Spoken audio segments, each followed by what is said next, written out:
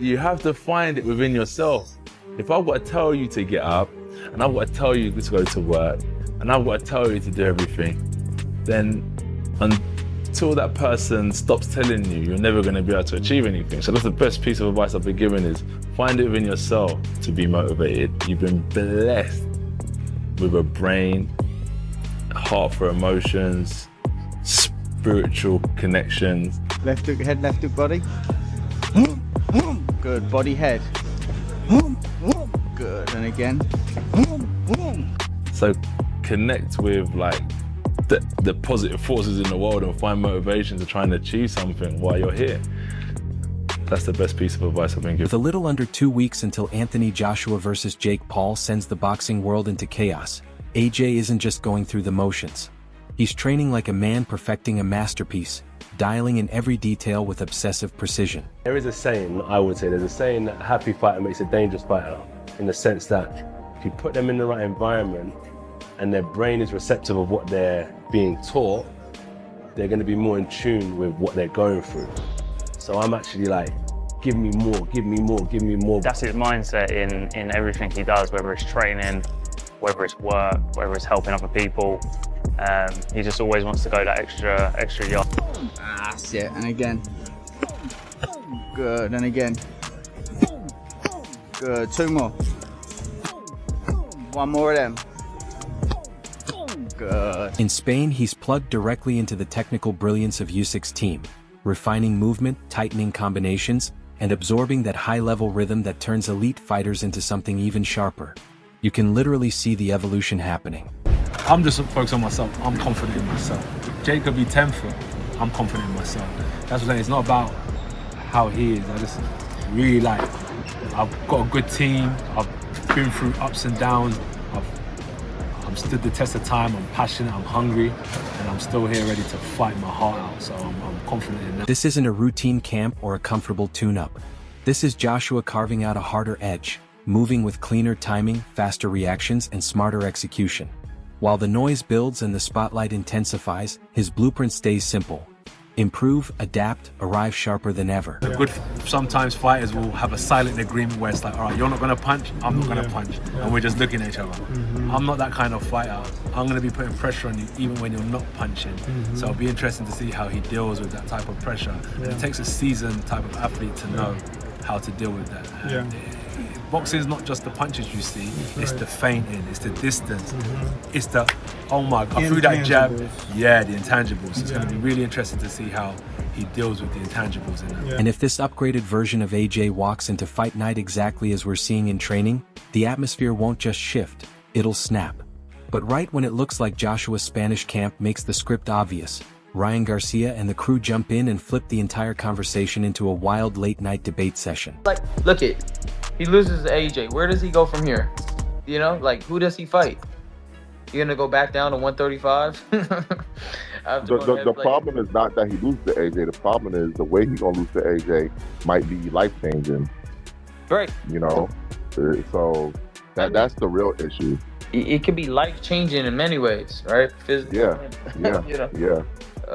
See what he did in Nagano? You know, it's like.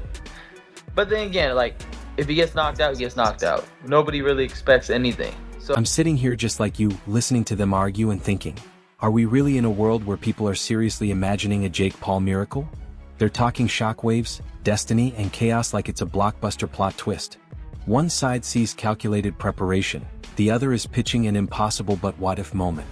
And that contrast is pure entertainment. So it's a whole different ball game. And when Jake gets hit by Anthony, like, do we even know how he can react to a big punch yet? We don't. He's never even got hit yet, like in a real fight. He's never taken a real punch. So that's what I'm saying. What do we about, like, oh yeah, like AJ shot and you know he's getting knocked out alive. But what about you? How are you gonna react when that big shot hits you? You think you're gonna snap back into it and know what to do? No, not gonna happen. You can feel the mix of respect, disbelief, and nervous humor floating around. That's the beauty of this matchup. Confidence is colliding with reality, hype is challenging experience, and every voice sounds half serious and half braced for a twist straight out of a boxing drama. However you feel, calm, anxious, or expecting history, you're locked in. And so am I. Because this isn't just a fight. It's a heavyweight soap opera with gloves on. Who sleeps? Anthony just sleeps. If Jake Paul beats Anthony Joshua, it would be the biggest upset in the history of sports. In the history of sports, correct?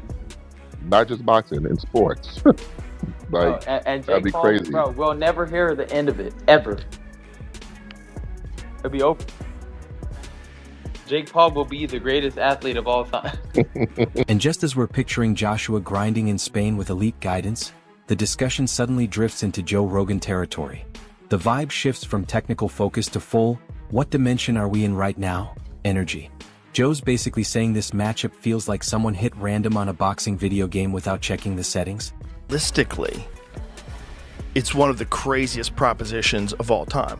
You take a guy who just had a boxing match that looks like a sparring match with a 58-year-old Mike Tyson, and then you're gonna fight one of the absolute scariest knockout artists in the heavyweight division. Maybe we should watch the Francis Ngannou fight so you could see. Let's watch that real quick, just so you can see what Anthony Joshua is capable if he's fighting someone that's not in his league. We've got AJ coming in calm, locked in, and razor-focused, while Jake's name sparks a mix of disbelief and curiosity. Nobody wants to admit how fascinating the whole situation is. We all know Joshua isn't treating this lightly. And paired with Joe's stunned tone, it feels like the quiet before a storm you can't look away from. The way Joe breaks it down has that, I can't believe I'm saying this, but here we are flavor that forces you to lean in. Taylor the tape of Paul and Joshua. I was gonna say they got him to weigh a grade of 245. That's only like 7 pounds less. Yeah, that's nothing. Yeah, and there's some sort of a rehydration clause. Listen, kids, it ain't gonna matter.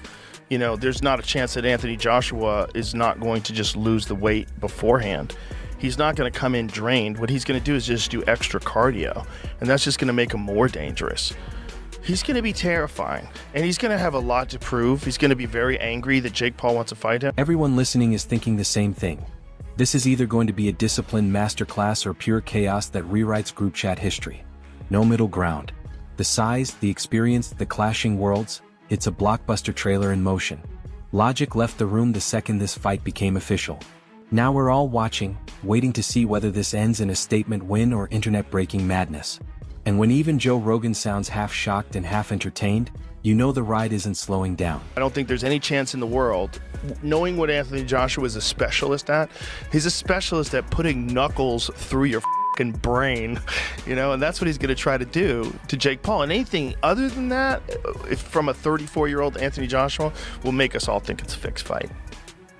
Whether or not Josh can do it, whether or not, Jake Paul shocks the world and shows us that he really does know how to box really well and moves really good and uses his jab and blows us all away with a strategy and a lot of footwork and move. And just when Joe has you balancing between disbelief and popcorn mode, Chael Sonnen shows up like the sports mythbuster, cool, confident, and delivering analysis that doubles as a roast. He's calling out that this fight won't happen crowd like he's speaking directly to the comment section prophets. And he's right, this isn't a made-up headline. There's big stakes, big money, and bigger egos in real time.